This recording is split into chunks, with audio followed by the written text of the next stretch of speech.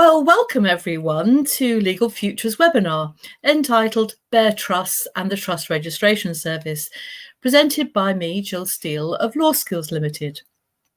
I think one of the difficult areas related to the registration of non-taxable trusts on the Trust Registration Service, or TRS as we call it, is the sheer range of bare trusts, some of which require registration and some of which do not. And the scope for missing ones that do require registration is wide, given the different legal disciplines affected, because not every firm will have centralised the registration process. And even if they have, it still requires your colleagues in the other disciplines to recognise when they need you to get involved. Now, my aim in this webinar is obviously to explore the nature of a bare trust and how it sits within the UK taxation system, and so why they are therefore causing some headaches when it comes to registration on the TRS.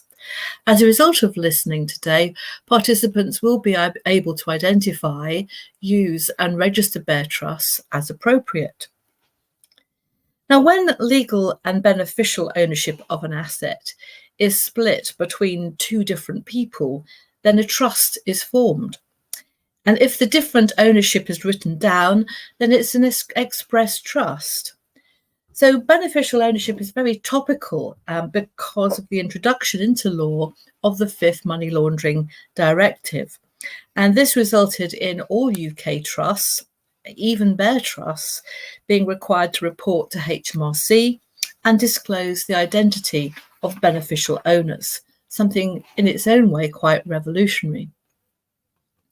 So I've divided this webinar into 4 key segments. What is a bare trust? Then let's look at the typical uses and therefore when they can arise. A little look at the tax treatment of bare trusts in our UK tax system, looking at income tax, capital gains and inheritance tax. And then we'll wind up with a rather longer section on the trust registration aspects. I can't say I'm covering all bare trusts, but I am covering, I hope, the main ones.